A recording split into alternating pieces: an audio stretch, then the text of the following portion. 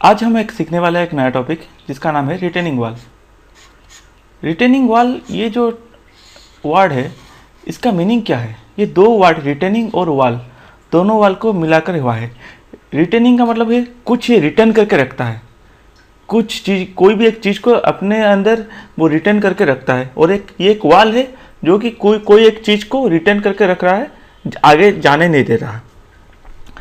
तो returning walls जानने से पहले एक एग्जांपल बताता हूँ। सोचो आप एक ग्लास के अंदर पानी रखते हैं। सोचो ग्लास के अंदर पानी है, तो ये ग्लास ये पानी को रिटर्न करके रखता है। अगर ग्लास नहीं होता तो पानी बह जाता। पर जब ये ग्लास पानी को रिटर्न करता है तो क्या होता है न, ग्लास के बाहर और मतलब पानी का जो नेचुरल स्टेट ऑफ जितना जो रहना चाहिए था वो ये नेचुरल स्टेट को निकाल कर ये अपने अंदर रिटर्न करके रखता है। उसी तरह से रिटर्निंग वॉल क्या है ना, वो सॉइल को भी रिटर्न करके रखता है। जैसे आपको पता होगा डैम क्या करता है ना, पानी को रिटर्न करके रखता है। उसी तरह से रिटर्निंग वॉल हमारा सॉइल या फिर उस टाइप के कोई भी फ्रिक्शनलेस मटेरियल को रिटर्न करके रखता है। एक एग्जांपल देता हूँ, रिटर्निंग वॉल कहाँ ज़रूरी होता है वो अगर बताऊँगा तो आपको आप इमेजिन कर सकते हैं रिटर्निंग वॉल क्या है। सोचो ये एक पहाड़ है। पहाड़ को अगर आपको सोचो पहाड़ को काट कर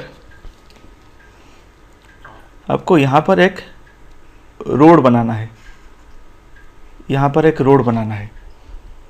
तो जब आप ये जो इस पोर्शन में जो भी सॉइल है, इस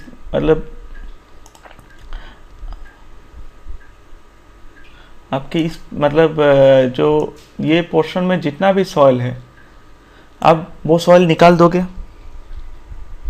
तो इस पोर्शन का सॉइल का नेचर क्या रहेगा? ये पोर्शन का सॉइल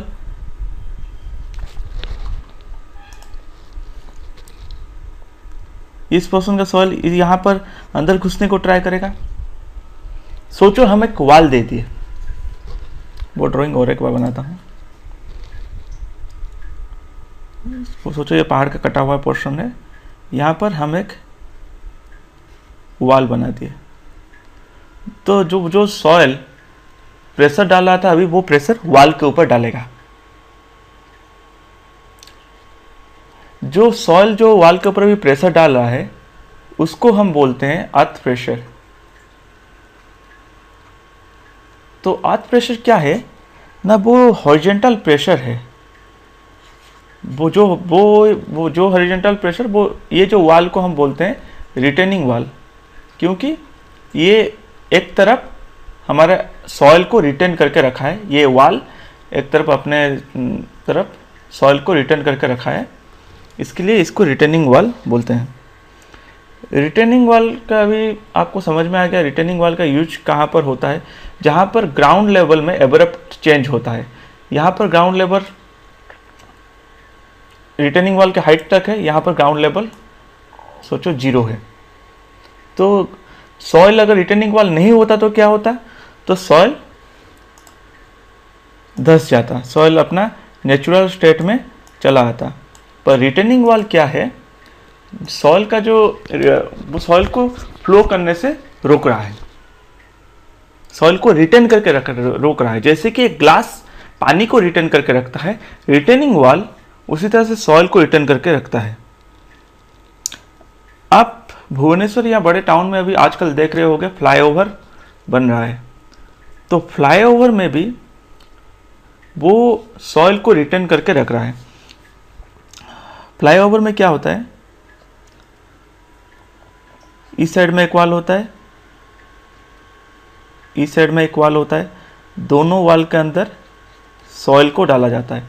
तो ये दो रिटेनिंग वॉल की तरफ काम करता है। तो वो सॉइल को अपने नेचुरल फ्लो से रोकता है। जो सॉइल ग्रेविटेशनल से वजह से जो फ्लो हो रहा था उससे रोकता है। अभी मैं बोला कि सॉइल को जब अपने ग्रेविटेशनल फ्लो से रोका जाता है तो वो एक प्रेशर जनरेट करता है जिसको हम बोलते हैं अर्थ प्रेशर। अर्थ प्रेशर क्या होता है, अर्थ प्रेशर का वैल्यू क्या होता है? उससे पहले अर्थ प्रेशर जानने से पहले आपको एक पास्कल के बारे में आपको पता होगा।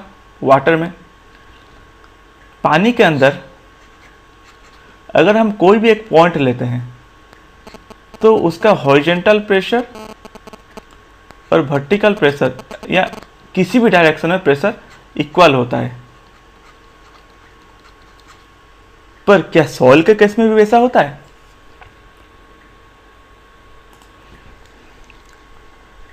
सोचिए, सॉइल है, सॉइल स्ट्राटा को हम इस तरह से रिप्रेजेंट करते हैं,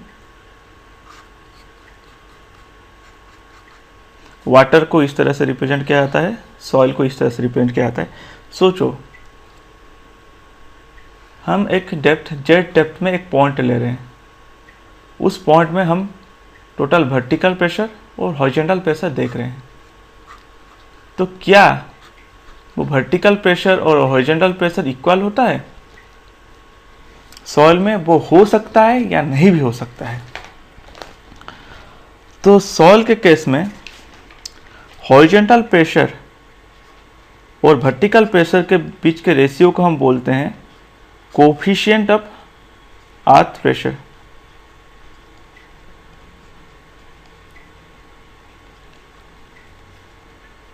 ये जो कोफिशिएंट ऑफ अर्थ प्रेशर, इसका वैल्यू किसके ऊपर डिपेंड करता है?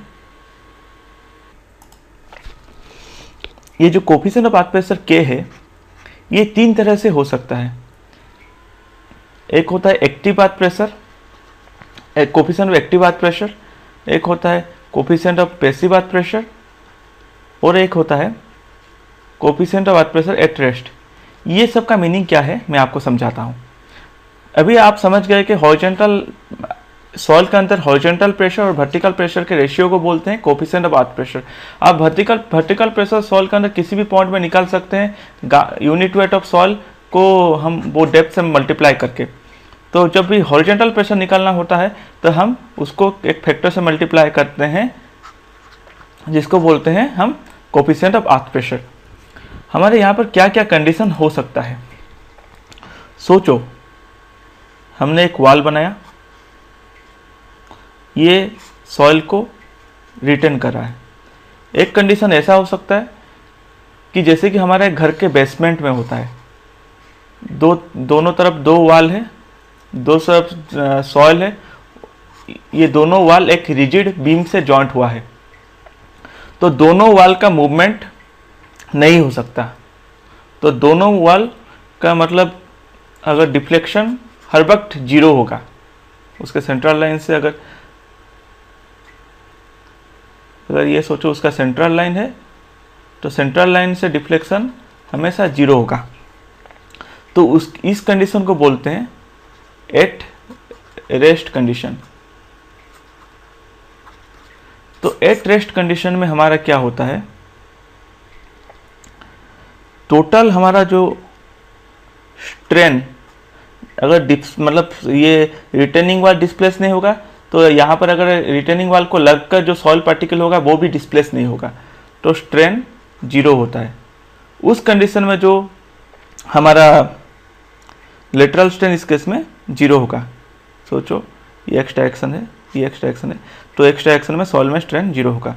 तो इस केस में जो अर्थ प्रेशर निकलेगा उसको बोलते हैं अर्थ प्रेशर एट रेस्ट। उसका वैल्यू होता है mu by 1 minus mu. Mu है Poisson's ratio of soil,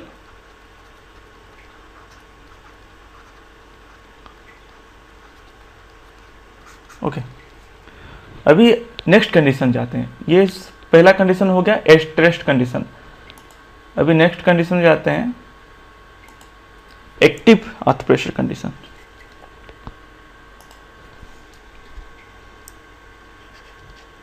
active earth pressure किसको बोलते हैं?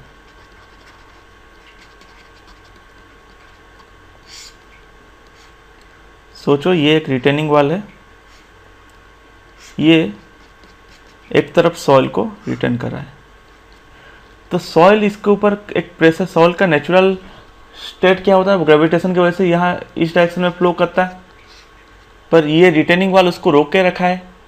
तो ये रिटेनिंग वाल के ऊपर एक प्रेशर लगाएगा।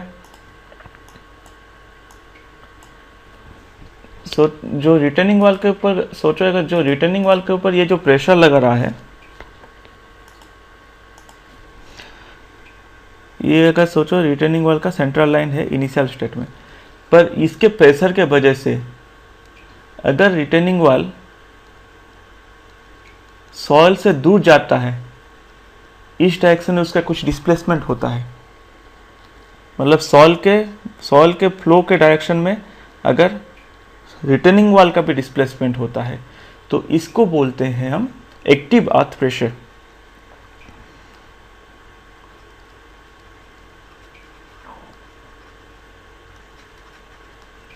ओके, तो एक्टिव अर्थ प्रेशर कब जनरेट होता है, जब रिटेनिंग वाल का डिस्प्लेसमेंट या डिफ्लेक्शन सॉइल के फ्लो के डायरेक्शन में होता है, तो उसको बोलते हैं एक्टिव अर्थ प्रेशर। और जो कोफिशिएंट के है उसको हम के में रिप्रेजेंट करते हैं, उसका वैल्यू होता है 1 minus sign five plus 1 plus sign five. उससे पहले मैं एक सिंपल कॉन्सेप्ट आपको बता देता हूँ कि जो भी हम रिटेनिंग वाल में जो भी सॉइल हम रिटर्न करते हैं, हम हमेशा एज्यूम करते हैं कि हम कोहेशन लेस सॉइल ही रिटर्न कर रहे हैं। क्यों कोहेशन लेस सॉइल रिटर्न करते हैं मैं आगे आपको बताऊंगा। तो ये जो फाई क्या है ना, angle of internal friction of soil.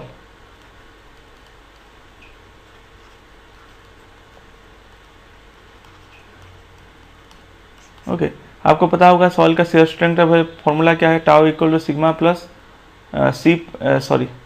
Sigma tan phi plus C. अगर ये हमारा कोहेशन लेस सॉइल होगा तो सी इक्वल टू 0 होगा, फाइव होगा एंगल ऑफ इंटरनल फ्रिक्शन जो कि इसमें है। ओके, तो एक्टिव अर्थ प्रेशर के ए। अभी हम देखते हैं पैसिव अर्थ प्रेशर का क्या है। पहले मैं एक कंडीशन बोला था, सोचो यहां पर सॉइल है, यहां पर भी सॉइल है, इस डायरेक्शन में भी सॉइल है। यहां पर हमारा सॉइल में एक्टिव अर्थ प्रेशर इस डायरेक्शन में आ रहा है, पर इस पॉइंट में क्या हो रहा है, यहां पर सॉइल का मूवमेंट सॉइल के फ्लो डायरेक्शन में हो रहा है ऊपर के पार्ट में, पर नीचे के पार्ट में क्या हो रहा है, ये बोल पैसिव। नीचे के पार्ट में सॉइल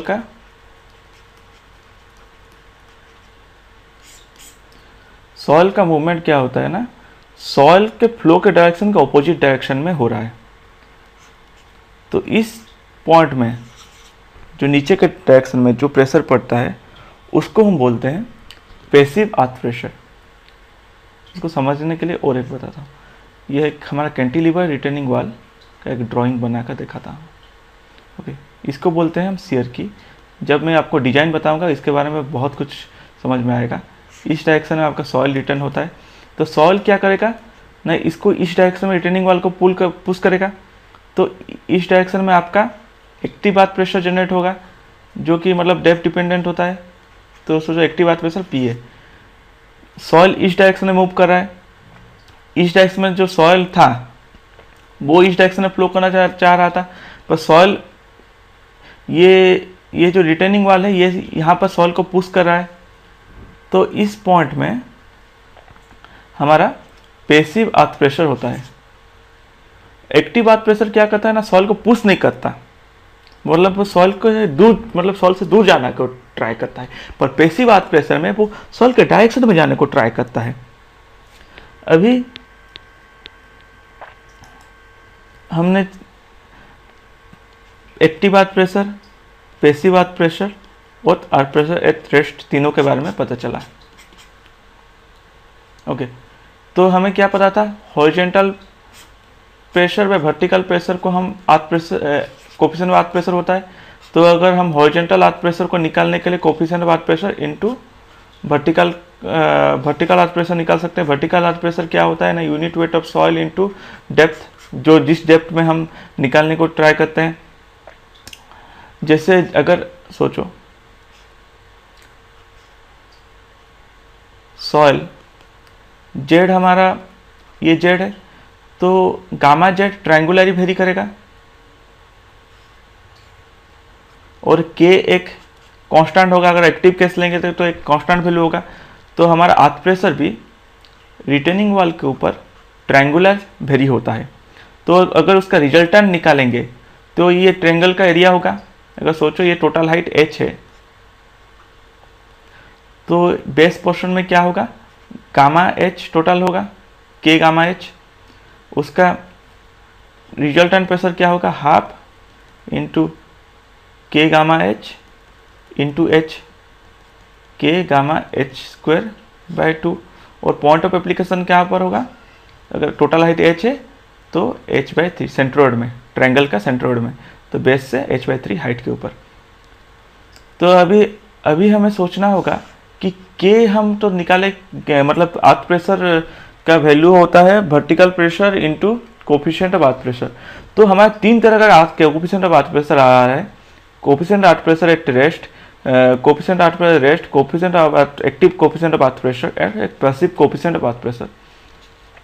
इन तीनों में से किस कंडीशन को हम एक्सेप्ट करें जब डिजाइन करेंगे, तो तीनों प्रेशर का नहीं ले सकते। इन तीनों प्रेशर में से किसका कौन सा प्रेशर ज़्यादा होगा, कौन सा प्रेशर कम होगा, वो भी डिफरेंट है। तो हम क्या कंसिडर करेंगे, तो इससे पहले एक स्मॉल एनालॉजी हम लेते हैं। सोचिए आप एक जगह पर खड़े हैं, आपका दोस्त आपको ढकेल रहा है। ये हमारा मतलब आपका मतलब स्टेट एक स्टैटिक स्टेट में है। और एक कंडीशन लेते हैं,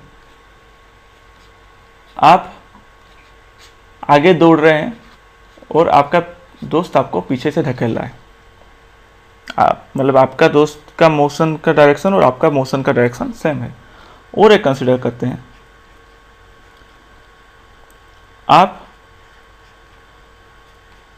आपका दोस्त आपको आगे ढकेल रहा है और आप पीछे जा रहे हैं। इन तीनों केस में आपके ऊपर सबसे ज़्यादा प्रेशर कब लगेगा? इस केस में आपका दोस्त आपको आगे ढकेल रहा है और आप पीछे जा रहे हैं। पैसिव अर्थ प्रेशर में भी क्या हो रहा है, रिटेनिंग वॉल आगे जाना चाह रहा था और सॉइल उसको पीछे ढकेल रहा था। ये पैसिव अर्थ प्रेशर का। तो इसीलिए पैसिव अर्थ प्रेशर में प्रेशर का वैल्यू सबसे ज़्यादा होता है। उसके बाद क्या आएगा, सोचिए आप स्टैटिक थे और आपका दोस्त आपको ढकेल रहा था, जो कि एक्टिव में होता है। मतलब सोचो कि रिटेनिंग वॉल की कोई भी एक रिजिड सपोर्ट से जॉइंट मतलब लगा हुआ है, जो रिजिड सपोर्ट रिटेनिंग वॉल को आगे मूव करने में अलाउ ही नहीं करेगा, जैसे कि बेसमेंट या ब्रिज वो स्ट्रक्चर में। तो पैसिव अर्थ प्रेशर के बाद आता है हमारा मतलब अर्थ प्रेशर एट रेस्ट। लोएस्ट कब होगा, आपका दोस्त आपको ढकेला है और आप आगे जा रहे हैं, तो आपके ऊपर जितना प्रेशर लग रहा था प्रेशर घट जाएगा, जो कि सॉइल के केस में होता है। सॉइल मतलब रिटेनिंग वॉल सॉइल को रिटर्न करके रखा है। सोचो रिटेनिंग वॉल ये प्रेशर डाला है और सॉइल आगे दौड़ने को मतलब सॉइल रिटेनिंग वॉल को प्रेशर डाला है और रिटेनिंग वॉल आगे जाने को ट्राई कर रहा है। तो रिटेनिंग वॉल पर जितने प्रेशर लगना चाहिए था वो प्रेशर घट जाएगा। तो सबसे लोएस्ट वैल्यू होता है एक्टिव अर्थ प्रेशर। जब हम रिटेनिंग वॉल को डिजाइन करते हैं तो इस केस में हम इन तीनों वैल्यू में से कौन से अर्थ प्रेशर के बेसिस में रिटेनिंग मतलब डिजाइन करते हैं, उस टाइम में हम एक्टिव अर्थ प्रेशर को लेकर डिजाइन करते हैं। क्योंकि एक्टिव अर्थ प्रेशर के केस में वो स्ट्रक्चर सबसे मतलब डेंजरस कंडीशन होता है। क्योंकि हमारा रिटेनिंग वॉल का कंसेप्ट क्या है, रिटेनिंग वॉल सॉइल को रिटेन करके रखता है। अगर रिटेनिंग वॉल इस डायरेक्शन में जो सॉइल है उसको आगे नहीं बढ़ने दे रहा, पर जब ये जो रिटेनिंग वॉल अगर आगे मूव कर गया तो ये सॉइल आगे आ जाएगा, जो कि रिटेनिंग वॉल का जो पर्पस था वो पर्पस फेल हो जाएगा। इसीलिए एक्टिव अर्थ प्रेशर को हम लेते हैं रिटेनिंग वॉल को डिजाइन करते वक्त।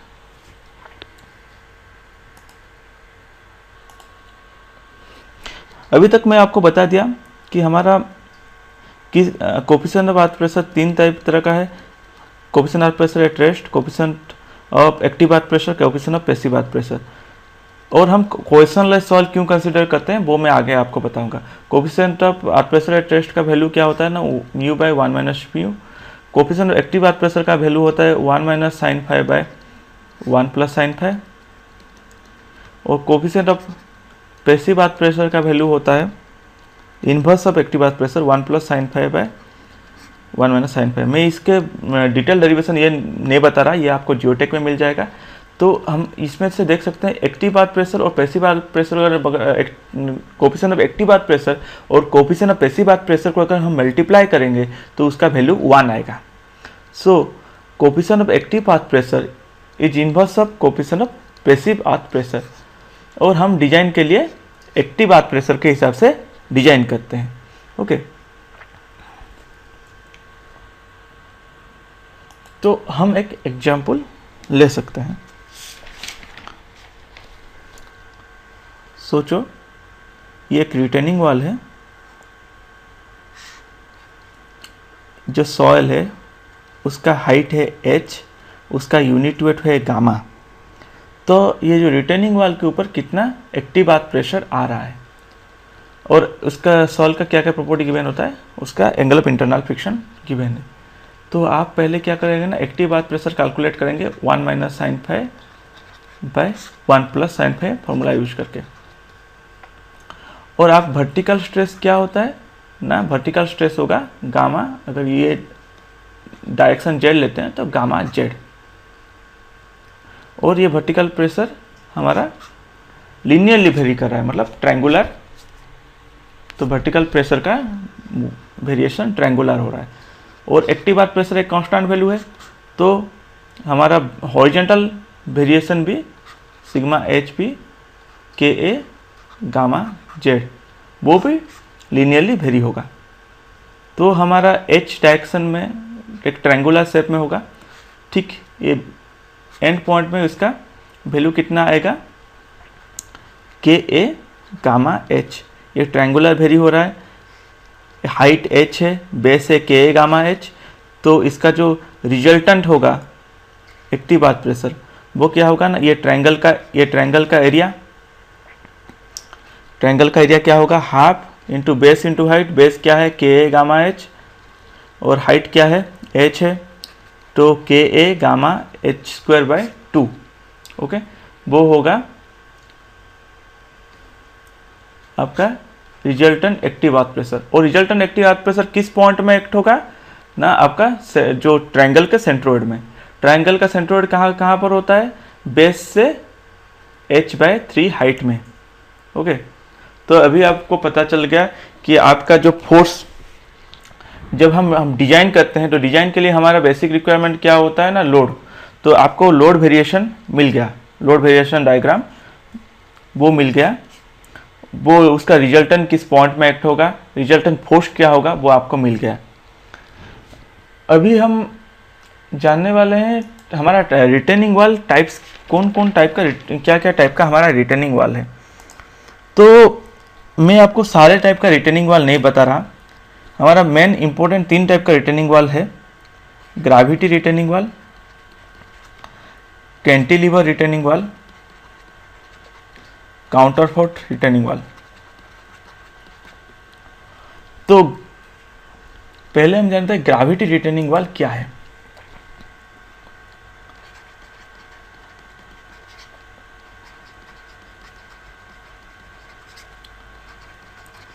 मैंने आपको क्या बताया था, रिटेनिंग वॉल क्या करता है, सॉइल को रिटेन करता है। तो सॉइल क्या करता है ना, रिटेनिंग वॉल को आगे ढकेलने में ट्राई करता है, उसको आगे की तरफ डिस्प्लेस करने में ट्राई करता है। तो ग्रेविटी रिटेनिंग वॉल क्या होता है ना, उसका कॉन्सेप्ट क्या है ना, ये अपने ग्रेविटेशनल फोर्स के वजह से ये जो उसको जो साइडवाइज मोशन को रोक लेता है। जो हमारा सॉइल की वजह से जो एक्टिव अर्थ प्रेशर लगेगा वो वो क्या करेगा ना, वो रिटर्निंग वाल को आगे की तरफ ढकेलने को ट्राई करेगा। तो जो रिटर्निंग वाल होगा उसका वेट इतना होगा कि वो आगे धकेल नहीं सकता। उसको वो इस पोर्शन को हम बोलते हैं हील, इस पोर्शन को हम बोलते हैं टो। क्यों हील और टो बोलते हैं, आप अपने पैर का इमेजिन कीजिए। आपके पैर में इस पोर्शन को बोलते हैं हील, इन पोर्शन को बोलते हैं टो। जब आप आगे चलने को ट्राई करते हैं तो आप क्या करते हैं ना, टो के सहारे आगे बढ़ते हैं। उसी तरह से जब रिटर्निंग वाल ओवरटर्न करता है तो टो के रेस्पेक्ट में वो ओवरटर्न करता है, टो के रेफरेंस पॉइंट में ओवरटर्न करता है। तो जो ग्रेविटी रिटर्निंग वाल होता है उसको ऐसे डिजाइन करते हैं कि जो हमारा ओवरटर्निंग मूवमेंट, वो जो एक्टिव आर्क प्रेशर के वजह से जनरेट होता है, उससे कहीं ज़्यादा हमारा काउंटर एक्टिंग मूवमेंट होता है ये रिटर्निंग वाल के वेट के वजह से। ओके, तो ग्रेविटी रिटर्निंग वाल कैसे सॉइल को रिटर्न करता है ना, वो अपने वजन के वजह से सॉइल को रिटर्न करता है। नेक्स्ट चलते हैं। तो ग्रेविटी रिटर्निंग वाल, ये जो ग्रेविटी रिटर्निंग वाल, इसका डिसएडवांटेज क्या क्या है। ग्रेविटी रिटर्निंग वाल अपने वेट के वजह से सॉइल को रिटर्न करता है। तो अगर वो मासिव, इसके मतलब क्या है, वो मासिव है, बहुत वजनदार है। वजनदार कैसे होगा, ज़्यादा अमाउंट का कंक्रीट अगर यूज करेंगे तभी वजनदार होगा। तो अगर ज़्यादा अमाउंट का कंक्रीट यूज करेंगे तो हमारा कॉस्ट बढ़ जाएगा। सोचिए कि अगर हम 5 मीटर 6 मीटर का सॉइल रिटर्न करने को ट्राई करते हैं तो उसमें बहुत ज़्यादा अमाउंट का कंक्रीट आपको कंजप्शन होगा। जब बहुत ज़्यादा अमाउंट का कंक्रीट कंजप्शन होगा तो उसका कॉस्ट बहुत ज़्यादा प्रोजेक्ट का बढ़ जाएगा, वो कॉस्ट इफेक्टिव नहीं होगा। इसलिए ग्रेविटी रिटर्निंग वाल आजकल इन जनरली यूज नहीं होता है। अभी चलते हैं कैंटिलीवर रिटर्निंग वाल।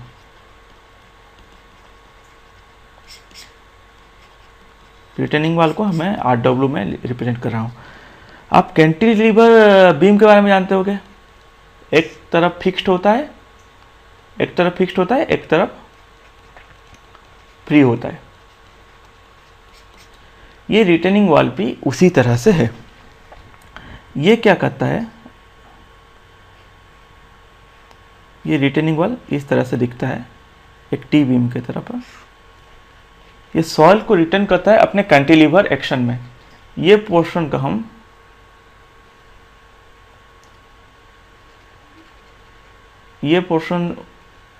रिटर्निंग वाल के ये पोर्शन को हम बोलते हैं स्टेम। ये क्या क्या कंसीडर करता है, एक स्टेम, और ये जो नीचे का जो पोर्शन है उसको हम बोलते हैं बेस स्लैब। ये एक स्टेम और बेस स्लैब को लेकर होता है, और बेस स्लैब को आगे के पोर्शन को टो बोलते हैं और पीछे के पोर्शन को बोलते हैं हील। जो सॉइल जिसके ऊपर रखा होता है वो बोलते हैं हील। जैसे हम चलते हैं उस तरह से आप रिप्रेजेंट कर समझ सकते हैं, और आगे के पोर्शन बोलते हैं टो। तो ये रिटर्निंग वाल क्या होता है, ये बाय मतलब बेंडिंग के वजह से अपना ये जो सॉइल जो इसके ऊपर एक्टिव आर्क प्रेशर जनरेट करेगा, जो इसको आगे मूव करने का ट्राई करेगा, वो इसको रेजिस्ट कैसे करता है ना, बेंडिंग मोमेंट जनरेट करके, बेंडिंग मोमेंट को रेजिस्ट करके, वो फ्लेक्चर को रेजिस्ट करके वो आर्क प्रेशर को संभालते हैं। तो इसको हम जब डिजाइन करते हैं तो डिजाइन कैसे करते हैं ना, जो स्टेम है हम सोचते हैं कि बेस स्लैब, एक यहाँ पर बेस स्लैब को हम फिक्स्ड ले लेते हैं और स्टेम को एक वर्टिकल मेंबर रिप्रेजेंट करते हैं जिसके ऊपर हमारा आर्क प्रेशर लग रहा है, और ये एक कैंटिलीवर रिटर्निंग वाला है, उसके ऊपर ट्रायंगुलर लोड आ रहा है, और उसी हिसाब से हम स्टेम पोर्शन को डिजाइन करते हैं। जब हम हिल पोर्शन का डिजाइन करते हैं तो हम क्या कंसीडर करते हैं,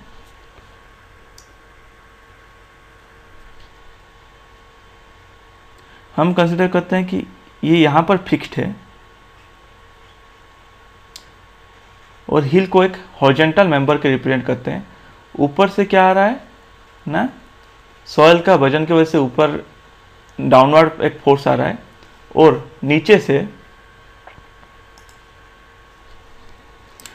सॉइल का ऑफ्लूइड प्रेशर, नीचे से ऑफ्लूइड प्रेशर आ रहा है, जिसका हम अगर रिजल्टेंट देखते हैं, सोचो ऊपर से जो आ रहा है W1, नीचे से जो आ रहा है W2, तो अगर रिजल्टेंट देखेंगे, क्योंकि हमारा यहाँ पर जो सॉइल मतलब जो हिल के ऊपर जो अमाउंट का सॉइल होता है बहुत मतलब ज़्यादा अमाउंट का होता है एज कम्पेयर टू जो ऑफ्लूइड प्रेशर जनरेट होता है, तो हमारा रिजल्टेंट होगा W1 माइनस W2। ओके, इसको भी हम एक कैंटिलीवर बीम के तरह पे डिजाइन करते हैं। ओके, अभी हम टो पोर्शन को कैसे डिजाइन करते हैं। जब हम टो को डिजाइन करते हैं, हम ये पोर्शन फिक्स्ड है एज्यूम कर लेते हैं और टो में अगर ये पोर्शन में कुछ सॉइल या पानी फानी नहीं है तो उसको वजन को मतलब हम एज्यूम नहीं करते, नीचे से सिर्फ अपलिफ्ट प्रेशर आ रहा है वो एज्यूम करके टो को हम डिजाइन करते हैं। स्टेम हम आपको बता दिया स्टेम को कैसे डिजाइन करते हैं, टो को कैसे डिजाइन करते हैं और हिल को कैसे डिजाइन करते हैं। तो डिजाइन करने से पहले हमें जानना होगा कि कितना बेंडिंग मोमेंट जनरेट हो रहा है। तो स्टेम के केस में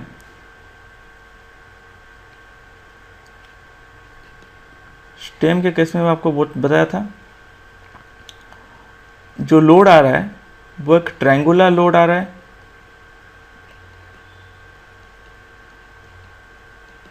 ओके मैं उसको हॉरिजॉन्टली रिप्रेजेंट कर रहा हूँ, जो वर्टिकल मेंबर को मैं आपको इजी होगा इसलिए हॉरिजॉन्टली रिप्रेजेंट कर रहा हूँ। तो नीचे की तरफ प्रेशर कितना होता है, के ए गामा एच, और इस पॉइंट में टॉप में प्रेशर 0 होगा। आपको याद होगा फिक्स्ड बीम के केस में जब हम ट्रायंगुलर लोड कंसीडर करते हैं उस टाइम में हमारा बेंडिंग मोमेंट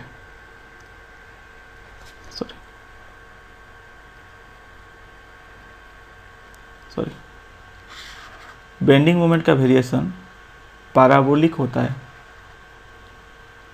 इस पॉइंट में maximum bending moment fixed point में होता है जिसका वैल्यू होता है, अगर यहाँ पर मैक्सिमम लोड W है, यहाँ पर 0 है, तो यहाँ पर मैक्सिमम लोड जनरेट हुआ, मैक्सिमम बेंडिंग मोमेंट जनरेट हुआ WL²/6 और नेगेटिव बेंडिंग मोमेंट होता है और इसका वेरिएशन पैराबोलिक होता है।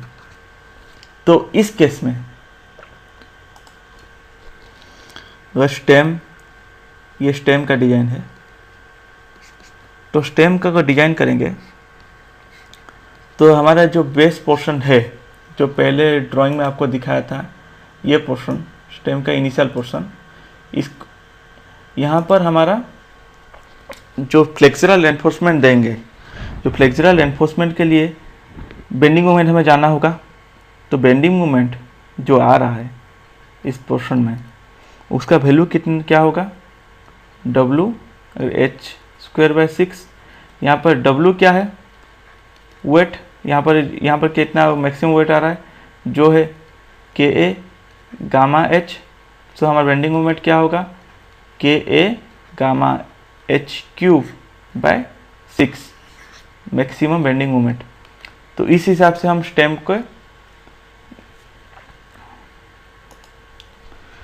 के ठीक नीचे के पोर्शन को डिजाइन करेंगे। उसका हम क्या करेंगे, ठीक 2/3 हाइट में और एक बार बेंडिंग मोमेंट कैलकुलेट करेंगे। तो जितना रेनफोर्समेंट यहाँ पर मिला होगा उसको ठीक 2/3 हाइट के बाद कटल कर लेंगे। ओके, जब हम हिल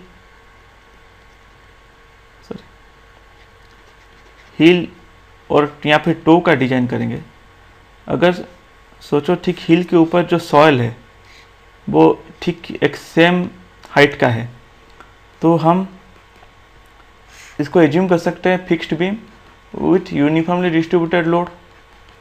ओके, अगर सॉइल ठीक हील पोर्शन के ऊपर सॉइल ट्रायंगुलर शेप में है, तो हम इसको एज्यूम कर सकते हैं ट्रापेजोइडली वेरिंग लोड, जो कि इक्वल होता है एक यूनिफॉर्मली डिस्ट्रीब्यूटेड लोड और एक ट्रायंगुलर लोड। ओके, अभी कैंटिलीवर रिटर्निंग वॉल हम कहाँ पर यूज करते हैं? अगर हमारा हाइट ऑफ जो सॉइल जो रिटर्न होगा, जो सॉइल हमारा रिटर्न होगा, अगर उसका हाइट, जो सॉइल का हाइट हम एज्यूम करते हैं फाउंडेशन बेड लेवल से, ओके, उसका हाइट 7 मीटर से अगर कम है, तो उस केस में हम कैंटिलीवर रिटर्निंग वॉल यूज करते हैं। आरसीसी, ये आरसीसी स्ट्रक्चर होता है और ये ग्रेविटी रिटर्निंग वॉल से सस्ता होता है। अभी हम जा रहे हैं next counter fort returning wall के ऊपर।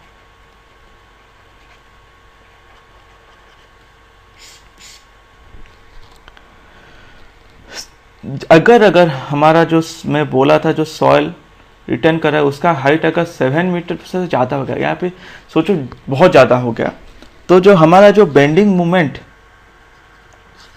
जो आ रहा था हमारा स्टेम के ऊपर या फिर हमारा हील के ऊपर, वो बहुत बढ़ जाएगा।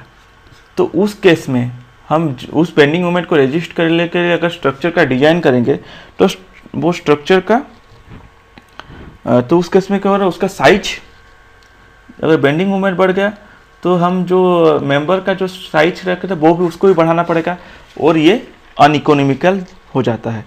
तो उस केस में हम अलग एक कंसेप्ट यूज करते हैं। काउंटर फोर्ट में एक फोर्ट वार्ड जो है, फोर्ट वार्ड जिसको हम बोलते हैं किला, वो कॉन्सेप्ट हम यूज करते हैं। एक 3 डायमेंशनल ड्राइंग में मैं आपको समझाता हूँ। ये हमारा है कैंटिलीवर रिटर्निंग वॉल।